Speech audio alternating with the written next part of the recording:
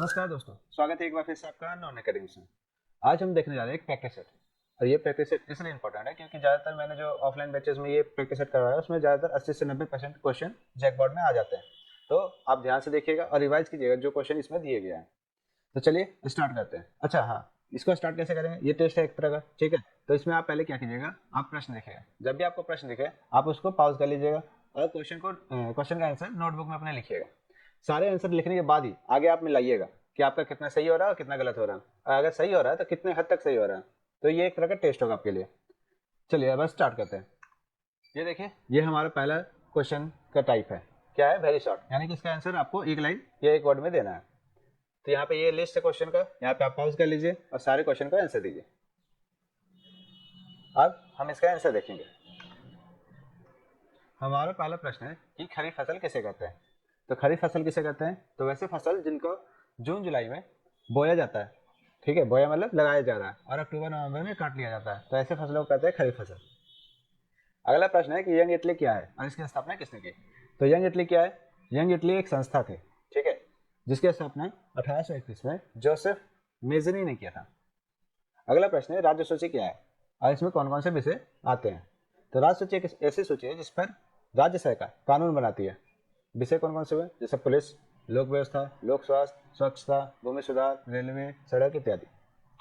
अगला प्रश्न देखते हैं। हमारा अगला प्रश्न है रिंडर पेस्ट से आपका क्या संबंध है। तो आपने रिंडर पेस्ट के बारे में जरूर सुना होगा। ये क्या है, पशु महामारी है, जो कि पशुओं को लगने वाला एक विषाणु जनित संक्रामक रोग था। अगला प्रश्न है कि सत्ता के विकेंद्रीकरण से आप क्या समझते हैं। यहाँ पे विकेंद्रीकरण है ना, यानी केंद्रीकरण का उल्टा होगा। जब केंद्र और राज्य सरकार की शक्तियां लेकर के स्थानीय सरकारों को दी जाती है तो इसको बोलते हैं सत्ता का विकेंद्रीकरण। अगला प्रश्न है कि मुद्रा के दो कार्य लिखे। तो मुद्रा के महत्वपूर्ण दो कार्य क्या है, एक मूल्य मापक, यानी कि किसी भी चीज को नापना होता है तो हम मूल्य में नापते हैं ना, तो मूल्य का काम क्या है, सबसे पहला मापक के रूप में। दूसरा है विनिमय का माध्यम, समान के बदले समान वाले व्यवस्था से दूर हट करके हमने विनिमय का माध्यम स्टार्ट किया है, जो कि मुद्रा के द्वारा ही संभव हो पाया। अगला प्रश्न देखते हैं। अगला प्रश्न है रक्त और लौह की नीति से आप क्या समझते हैं।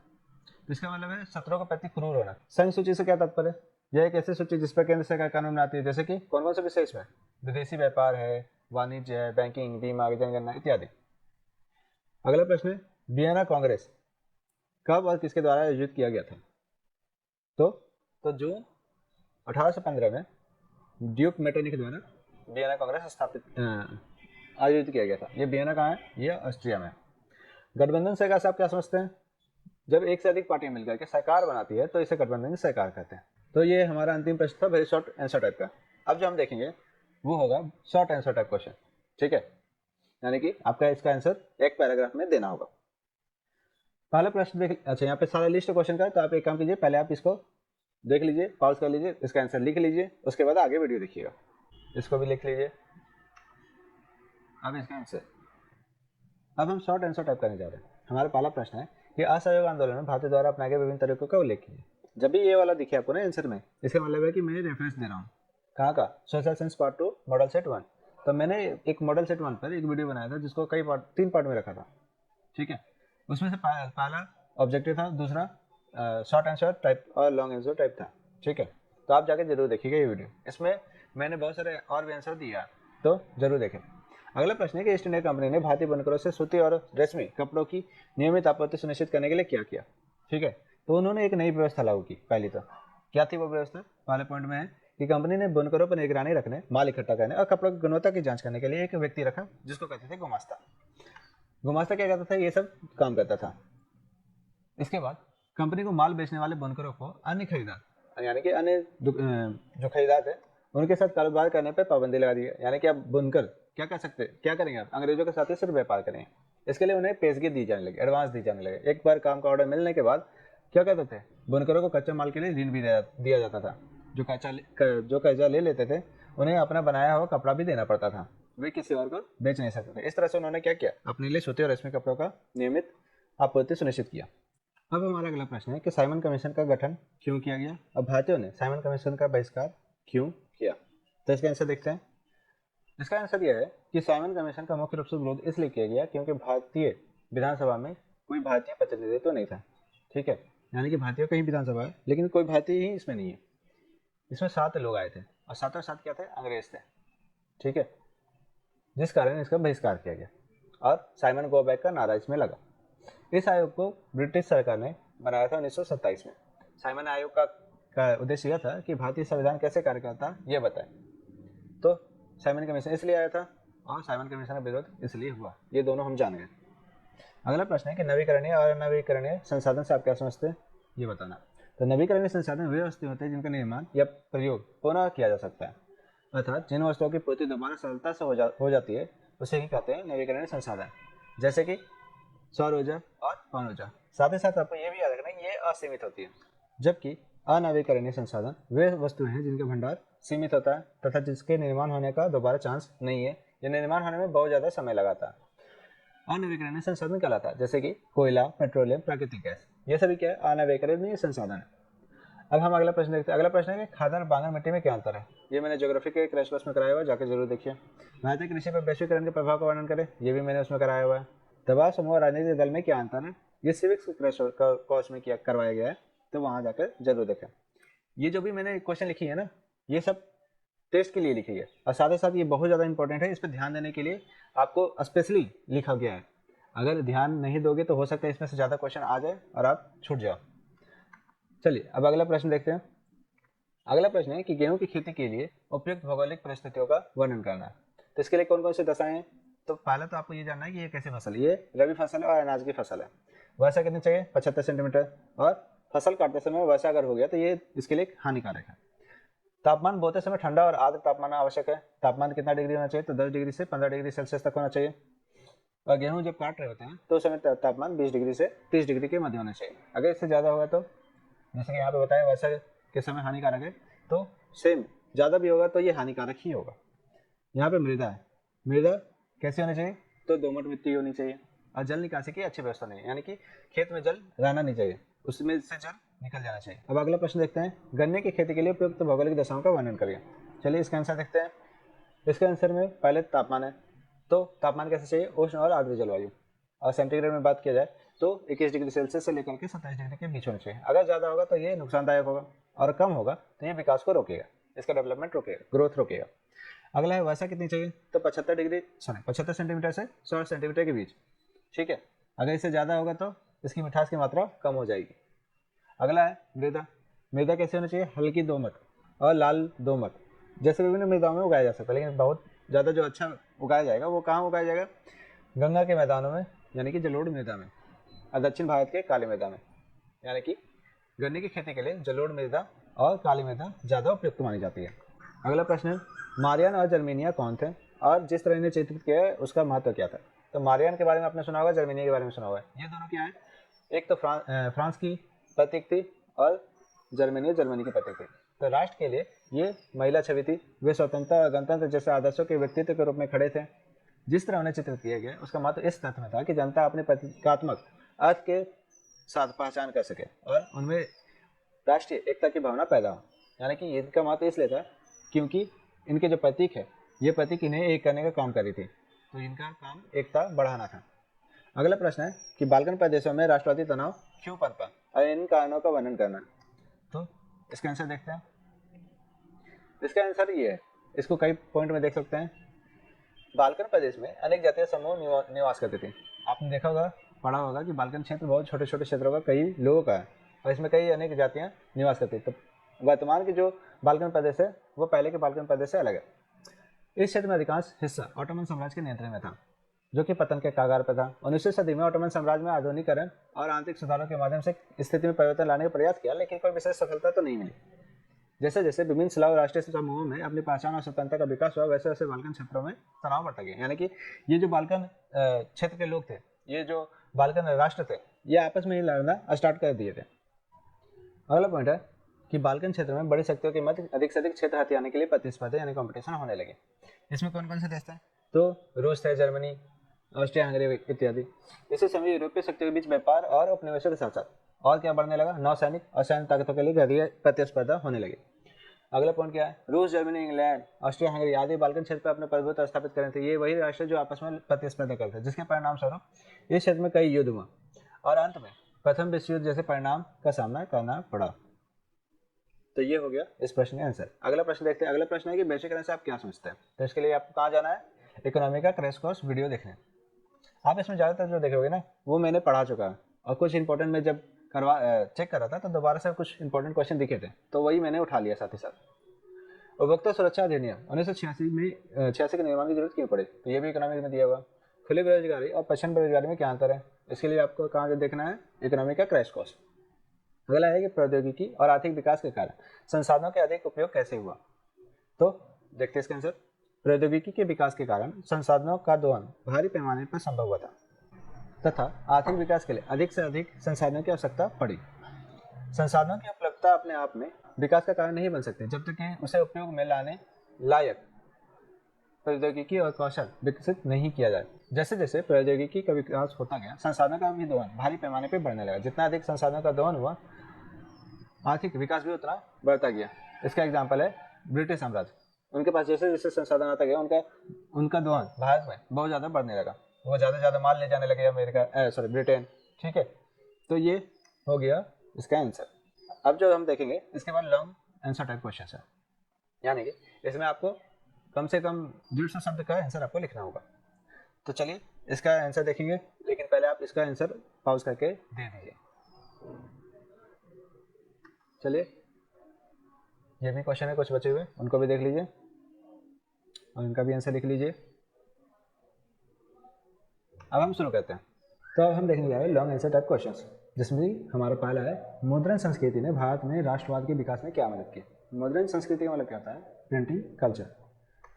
प्रिंटिंग कल्चर, तो प्रिंटिंग कल्चर ने कैसे राष्ट्रवाद का विकास किया, तो समझते हैं। पहला पॉइंट है कि अंग्रेजी का भारतीय लेखकों, कौन लेखक है, भारतीय ने ऐसे पुस्तकों का रचना किया जो राष्ट्रीय भावनाओं से उत्पत्ति। राष्ट्रीय भावनाओं से उत्पत्ति का मतलब क्या होता है कि देश के आज़ादी के लिए लड़ाई लड़ना, देश के लिए आहुति देना, देश के लिए बलिदान देना, उनके लिए गर्व की बात है।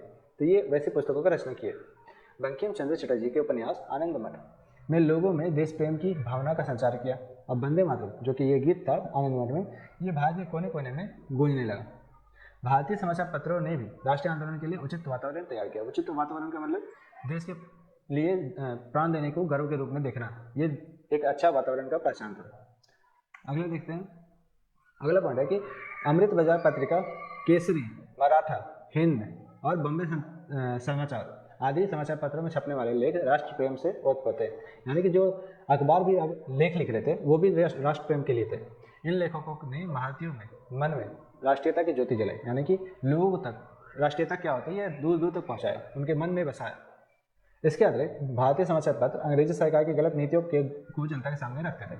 यानी कि अंग्रेजी सरकार क्या क्या गलत कर रही है वो जनता जान नहीं पाते थे, तो ये समाचार माध्यम से ही उन्होंने बताया कि कैसे अंग्रेजी सरकार हमें लूट रही है। उनकी खुलकर आलोचना करते थे, यानी खुल के बुराइयाँ करते थे। समाचार पत्रों के माध्यम से ही लोगों को पता चला कि अंग्रेजी सरकार किस प्रकार बांटो और राज करो की नीति का अनुसरण कर रही है, यानी कि पालन कर रही है।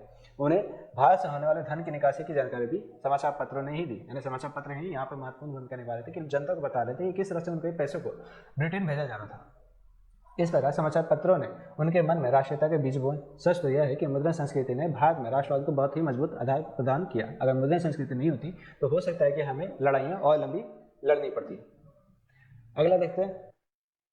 अब हमारा अगला प्रश्न है कि वर्नाकुलर प्रेस एक्ट कब लागू किया गया, तो औपनिवेशिक सरकार इसे क्यों लागू की और इसका तीनों कारण बताना। तो इसका पहला आंसर देखते हैं कि कब किया गया। तो कब किया गया, 1878 में। इस समय कौन था वाइसरॉय, तो इस समय वाइसरॉय था लॉर्ड लिटन। ठीक है, लॉर्ड लिटन था इस समय। इसका कारण क्या था लागू करने का, तो इसका कारण था कि 1857 की क्रांति के बाद देश की स्वतंत्रता को लेकर के इनका दृष्टिकोण बदल गया था। गुस्से से भरे अंग्रेजी सरकार का मत था कि स्थानीय प्रेसों पर ताले लगा दिए जाने चाहिए। तो वर्नाकुलर पहले मतलब समझते हो। वर्नाकुलर जो वर्ड है ये अंग्रेजी वर्ड है जिसका हिंदी में मतलब होता है मातृभाषा। ठीक है, इसका हिंदी में मतलब होता है मातृभाषा।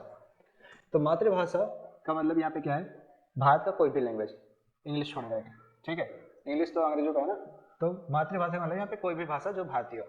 तो ऐसे प्रेस जहाँ पर मातृभाषा में प्रिंटिंग होते थे उन पर ताला लगाने का यहाँ पे बात कर रहा था। जैसे कि वर्नाकुलर समाचार पत्र पूर्णतः राष्ट्रवादी बन चुका था। उनका कहना था कि जो ये मातृभाषा में जो भी अखबार निकलते हैं वो पूरी तरह से क्या है, राष्ट्रवादी बने हुए हैं। अगला पॉइंट था कि औपनिवेशिक सरकार इस पर बहस छेड़ दी तथा इस पर नियंत्रण करना प्रारंभ कर दिया, यानी कि इस पर कंट्रोल करना स्टार्ट हो गया। 1878 में वर्नाकुलर प्रेस एक्ट पास कर दिया गया आयरिश प्रेस लॉ ढांचे के अनुसार इसे बनाया गया था। यानी कि वर्नाकुलर प्रेस एक्ट कहाँ से लिया गया है? आयरिश प्रेस लॉ यानी कि आयरलैंड से लिया गया। ठीक है, इसमें सरकार को व्यापक अधिकार दिए गए, यानी इसमें बहुत ज़्यादा अधिकार मिला है सरकार को। वह रिपोर्ट्स संपादकीय यानी कि एडिटोरियल पर सेंसर लगा सकते हैं। सेंसर मतलब कि अगर उसमें कोई अंग्रेजों के खिलाफ कोई बात होगी तो उसको काट सकती है, यानी कि कटिंग करने का मतलब यहाँ पे सेंसर है। विभिन्न प्रांतों से प्रकाशित होने वाले स्थानीय भाषाओं के समाचार पत्रों पर सरकार कोई नजर रख रही थी। जब कोई रिपोर्ट जांच में आ जाती थी, यानी कि पता चल जाता था तो इसमें विद्रोहात्मक प्रवृत्ति है, तो इस समाचार पत्र को पहले चेतावनी दी जाती थी, वार्निंग दी जाती थी। यदि चेतावनी का अनसुना जाता था तो ऐसी दशा में प्रेस पर ताला लगा दिया जाता था और उसके जितनी भी मशीनें उसे जब्त कर ली जाती थी। तो ये होता था वर्नाकुलर प्रेस एक्ट में। अब अगला प्रश्न देखते हैं, जल दुर्लभता क्या है, इसे कैसे संरक्षण किया जाए, मतलब इसका संरक्षण कैसे किया जाए ये बताना। तो इसका आंसर मैंने ज्योग्राफी के क्रैश कोर्स में दिया हुआ है, जाकर जरूर देखें। अगला प्रश्न है कि बांध क्या है, वह जल संरक्षण और प्रबंधन में कैसे सहायक है। बांध सामान्यतः नदियों में बहते जल को रोकने, दिशा बदलने या बहाव पर नियंत्रण करने की एक युक्ति है। ठीक है, युक्ति मतलब तरीका है। इसके परिणाम स्वरूप जलाशय, झील, जल भरण बनता है, जिसका उपयोग जल का उपयोग आवश्यकता अनुसार किया जाता है। बांध में क्या होता है, एक ढलवा हिस्सा होता है। आपने बहुत सारे बांध तो देखा ही होगा ना, डैम देखा ही होगा। तो डैम में क्या होता है, ये जैसे कि डैम है तो एक साइड क्या होता है, एक साइड झुकाव होता है और इधर क्या होता है, इधर साइड पानी भरा रहता है ना।